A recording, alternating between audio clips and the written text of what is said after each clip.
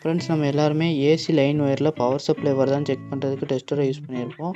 டெஸ்டரில் இருக்க ஒரு ட்ராபேக் என்னென்னா, ஸ்லீவ் இருக்க ஒயரில் மட்டும்தான் நம்மளால் செக் பண்ண முடியும். ஃபுல்லாக கவர் ஆகிருக்க ஒயரில் நம்ம செக் பண்ண முடியாது. அதை ஓவர் கம் பண்ணுறதுக்காக தான் நம்ம மேஜிக் டெஸ்டர் ஒன்று மேக் பண்ண போகிறோம். இது எப்படி செய்கிறதுன்னு பார்க்கலாம். இதை யூஸ் பண்ணி நம்ம ஸ்லீவுக்குள்ளே இருக்க ஒயர் பைப்புக்குள்ளே போகிற ஒயரில் கூட பவர் சப்ளை போதான்னு செக் பண்ணிடலாம். ஃபஸ்ட்டு இது எப்படி ஒர்க் ஆகுதுன்னு பார்த்துட்டு அப்புறம் இதை எப்படி மேக் பண்ணுறதுன்னு வீடியோக்குள்ளே பார்க்கலாம்.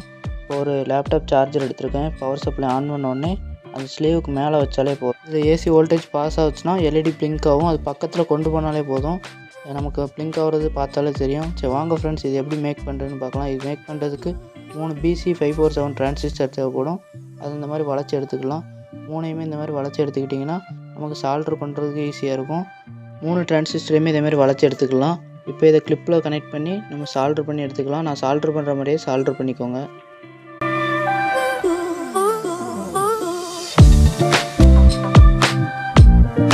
ஃப்ரெண்ட்ஸ், நம்ம எப்படி சால்ட்ரு பண்ணியிருக்கோன்னு நீங்கள் பார்த்துருப்பீங்க.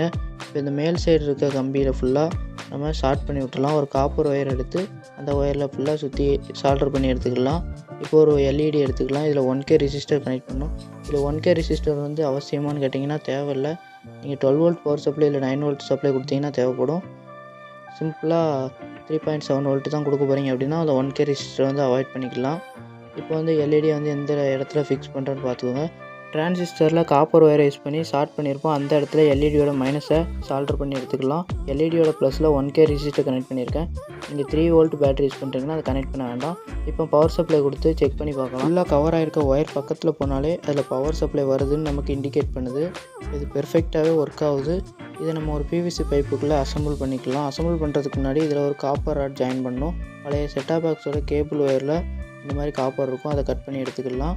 இந்த காப்பர் ஒயரை ஜாயின் பண்ணுறதுக்கு முன்னாடி PVC பைப்புக்குள்ளே அசம்பிள் பண்ணிக்கலாம். எல்இடி வர அளவுக்கு ஒரு ஹோல் போட்டு எடுத்துகிட்டு அதில் கரெக்டாக எல்இடி வர மாதிரி வச்சு ஃபெவிக்விக்னா க்ளூ அப்ளை பண்ணி கூட ஸ்ட்ராங்காக ஒட்டி எடுத்துக்கலாம்.